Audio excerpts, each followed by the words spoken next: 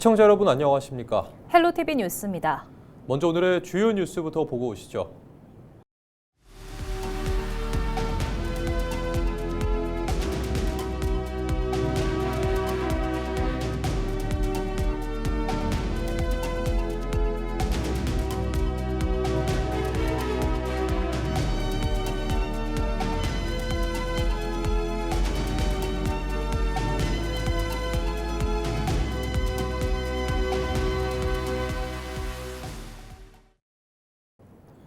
시민을 대상으로 악기를 대여해주는 부천 악기은행이 문을 열었습니다. 부천의 새로운 문화 인프라로 자리 잡을 수 있을지 주목됩니다. 이정화 기자의 보도입니다. 40대 주부 민현주 씨는 두 딸이 사용하던 첼로를 부천 악기은행에 기증했습니다. 더 이상 사용하지 않는 악기가 다른 사람들에게 의미 있게 쓰이길 바라는 마음에서였습니다. 아이들의 추억이 담겨 있지요. 볼 때마다 그 옛날 생각이 났었는데요. 기증하면 정말로 필요한 아이들한테 그리고 오랜 기간 동안 사용할 수 있을 것 같아서 의미 있게 그래서 이곳에 선뜻 기증하게 되었습니다. 이번에 문을 연 부천 악기은행은 시민 누구나 필요한 악기를 부담 없이 빌릴 수 있는 공공대여 서비스입니다. 이곳 악기 수장고에는 이렇게 현악기와 국악기 등 악기 200대가 준비되어 있습니다. 바이올린과 첼로는 물론 가야금 등 다양한 악기가 준비되어 있습니다. 대여료는 악기의 종류에 따라 한 달 2,000원에서 10,000원 수준으로 비교적 저렴합니다. 한 사람당 악기 한 대를 대여할 수 있고 연장을 통해 최장 6개월까지 이용 가능합니다. 저렴한 가격으로 이렇게 대여를 해주셔가지고 뭔가 문화생활을 향유하는 데 있어서 굉장히 도움이 되겠다. 저는 이제 개인적으로 음악을 하는 사람으로서 뭔가 활용을 하기에도 좋겠다라는 생각이 들어서 신청을 했습니다. 부천 피라모닉 오케스트라와 경기예술고등학교 등이 참여하는 부천 악기은행 파트너스가 악기 점검과 교육, 자문을 지원합니다.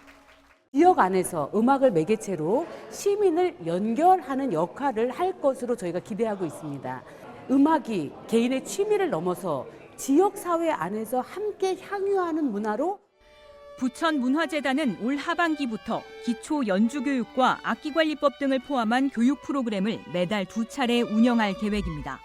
헬로티비 뉴스 이정화입니다. 온라인상의 허위 판매점을 만들어 소비자를 유인한 석유 판매업자가 석유사업법 위반으로 적발됐습니다. 경기도 특별사법경찰단은 한국석유관리원과 합동 단속을 벌여 도내 석유 판매업소 3곳을 적발했다고 밝혔습니다. 적발된 업소는 특정 지역에 존재하지 않는 상호를 온라인에 등록한 뒤 소비자가 등유를 주문하면 실제 자신이 운영하는 업소로 연결되도록 하는 방식으로 영업해온 것으로 드러났습니다.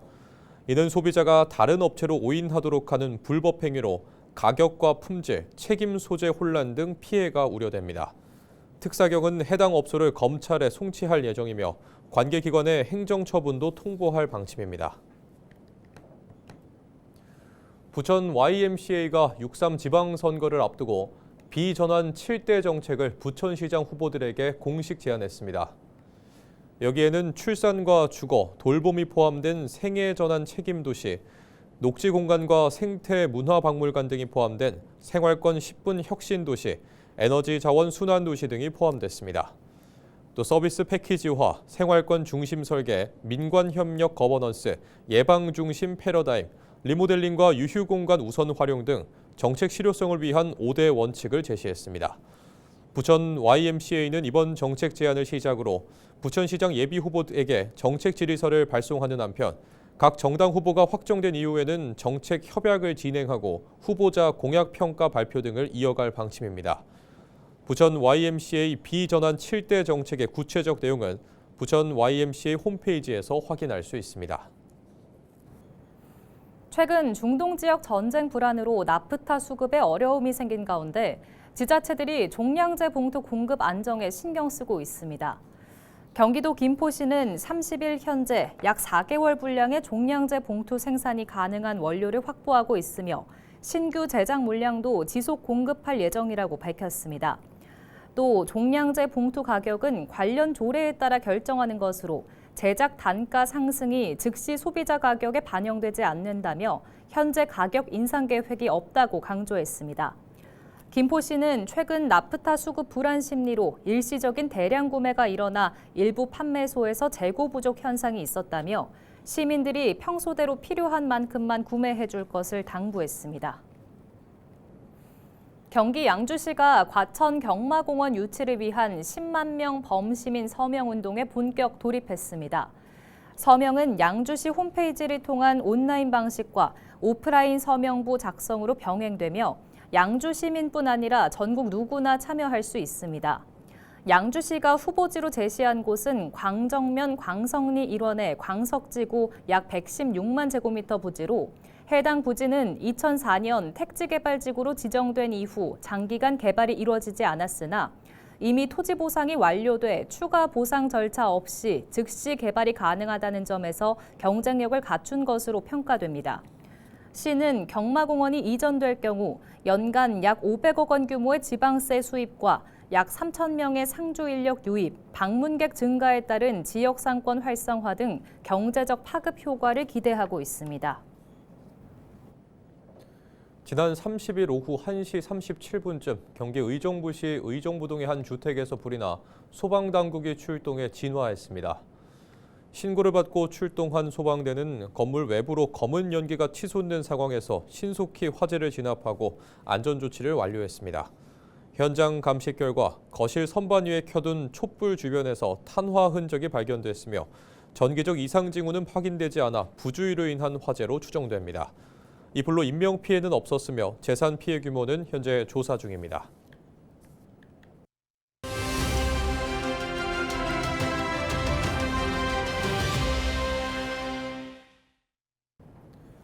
헬로티비 뉴스에서는 6.3 지방선거를 준비하는 예비후보들을 만나고 있습니다.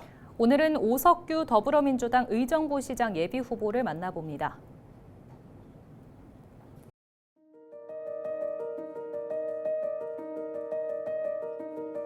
네, 저는 시민주권을 실현하고 이재명 정부의 성공을 지방에서 뒷받침하기 위해 의정부시장 선거에 출마하게 됐습니다.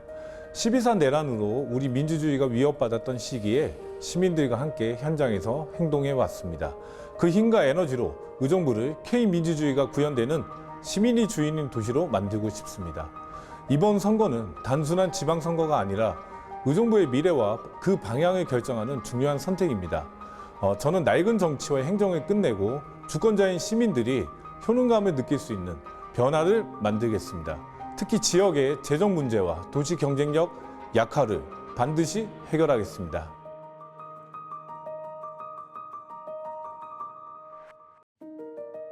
이번 선거는 단순한 지방선거가 아니라 의정부의 미래와 그 방향을 결정하는 중요한 선택입니다. 의정부시의 재정 위기는 단순한 긴축으로는 해결할 수 없습니다.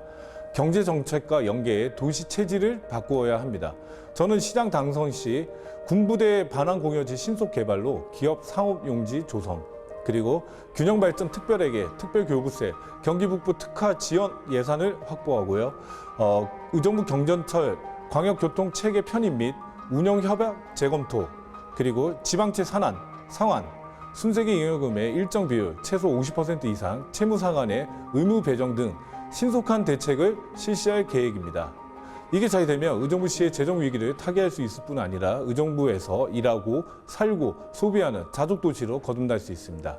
그리고 대표 공약에서는 교통을 꼽습니다. 저는 더블 GTX 시대를 열어 의정부를 경기 북부 교통 허브로 만들겠습니다.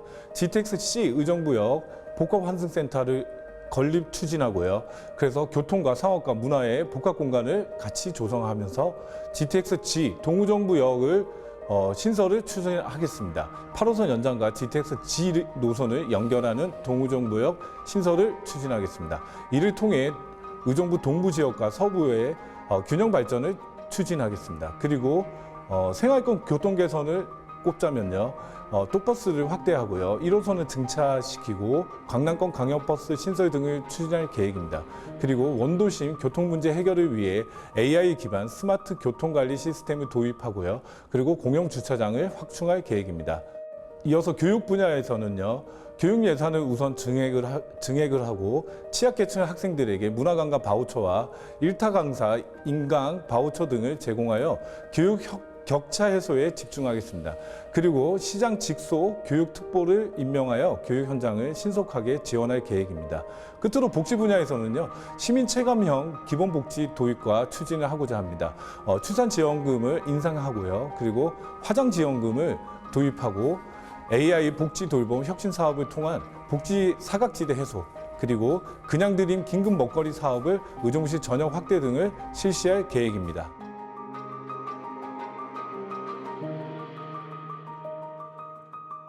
네, 저는 시민이 주인인 의정부를 만들고자 합니다.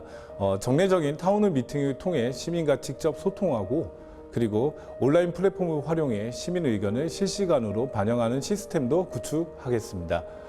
우리 의정부시는 지금 중요한 전환점에 있습니다.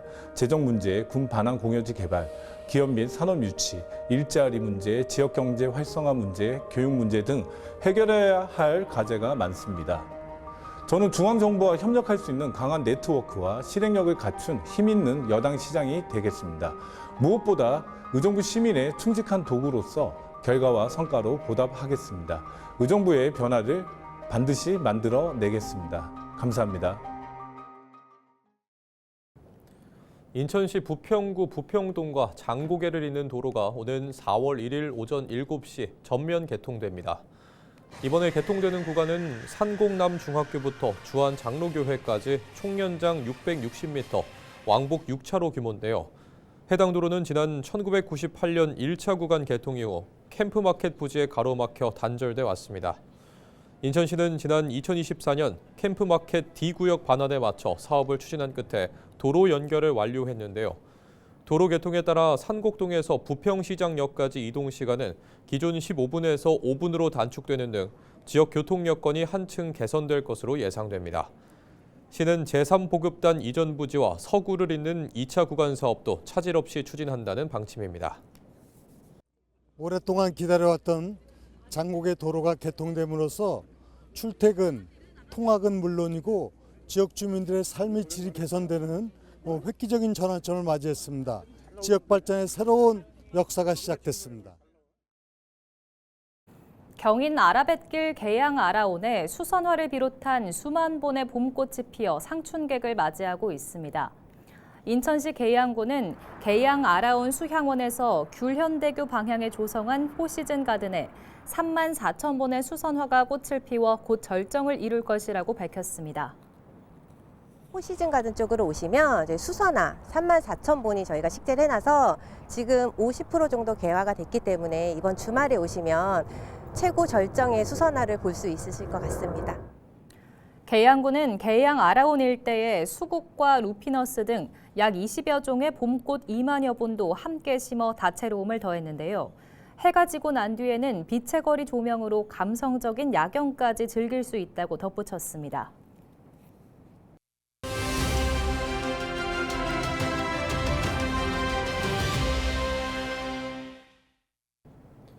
인천시 부평구는 많은 역사를 품고 있는데요.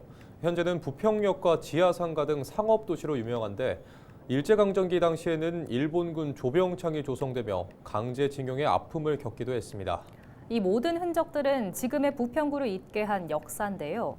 부평문화원이 지역의 역사를 바탕으로 한 문화 프로그램 발굴에 힘을 쏟고 있습니다. 이재만 부평문화원 사무국장과 이야기 나눠봤습니다.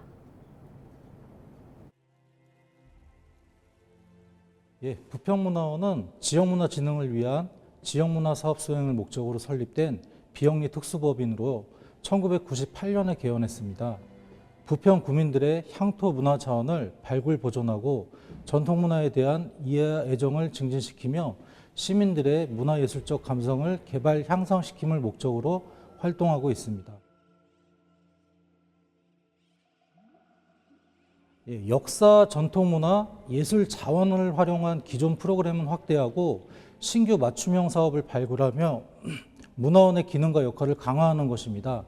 특히 부평 구리풍물단, 부평 두레놀이, 부평 동풍물연합회 등 지역의 전통예술문화단체와 예술인과의 다양한 네트워크를 구축하고 연계 프로그램을 개발하여 전통이 살아있는 부평, 지역만의 특화된 전통문화 활성화 사업을 추진하고자 합니다. 그리고 올해가 부평 풍물대축제 30주년입니다. 축제 주관단체로서 부평구 축제위원회와 협업하여 역사투어, 민속대회, 전통예술체험 등 문화원이 준비할 수 있는 프로그램으로 부평 풍물대축제의 브랜드 가치를 높이고 지역 주민과 방문객이 더 많은 문화 혜택을 누릴 수 있는 기반을 마련하고자 합니다. 부평의 아픈 역사를 문화적 자산으로 승화시키려는 노력은 올해도 계속 이어집니다.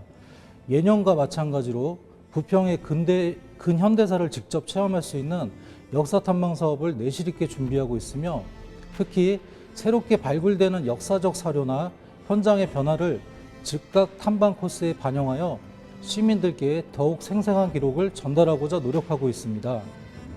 부평의 일상을 걸으며 도시의 숨은 역사 이야기를 만나는 걷다보니 부평을 비롯하여 일제강점기의 강제동원의 참상을 직시하고 체험하게 하는 기억하라 부평 지하호, 그리고 굴포천 물길을 따라 부평을 알아가는 부평의 샘길 따라 등 각기 다른 테마가 있는 탐방 프로그램이 시민 여러분을 기다리고 있습니다. 과거 부평에 넓은 평야를 중심으로 농경문화가 발달한 지역이고요. 일제강점기에는 인천 육군 조병창, 미쓰비시 줄사택, 부평 지하호와 같은 강제징용의 아픈 역사를 고스란히 안고 있는 곳이기도 합니다. 1970년대 이후 산업화로 대단히 아파트가 들어서 있으며 현재 부평역 주변은 부평시장, 문화의 거리, 부평 지하상가 등 원도심 상권이 잘 발달되어 있고요. 녹색도시 부평을 상징하는 국가생태하천 굴포천이 흐르고 있습니다. 지금 제가 소개해드린 것처럼 부평에 살고 있는 시민들에게 그리고 부평을 찾은 방문객들에게 부평은 역사와 전통, 문화예술, 관광 등 다양한 콘텐츠와 매력을 품고 있는 도시로 기억됐으면 합니다. 일상 속 참여와 관심이 우리의 문화를 더 풍요롭게 만든다고 생각합니다. 전통과 역사를 품고 있는 유서 깊은 부평에서 부평문화원은 앞으로 더 재밌고 의미 있는 다양한 문화예술 콘텐츠로 지역 주민들과 함께 만들고 함께 즐기는 문화를 만들고 싶습니다. 앞으로도 부평문화원에 많은 관심을 부탁드립니다.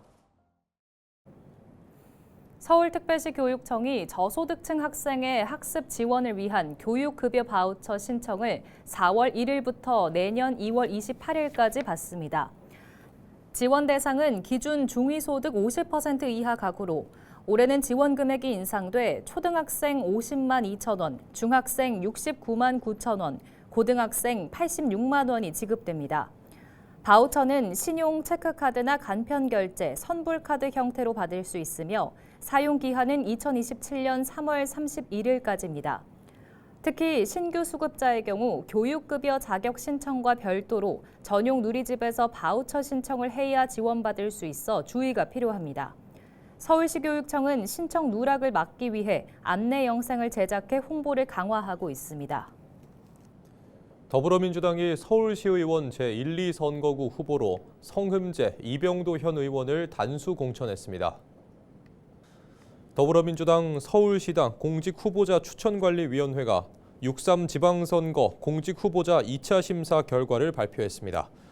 민주당은 서울시의원 은평구 제1, 2선거구에 성흠재 이병도 현 시의원을 단수 공천했습니다. 서울시의원 은평구 제1선거구는 녹번동과 응암 1, 2, 3동이며 제2선거구는 수색동, 신사 1, 2동, 역촌동, 증산동입니다.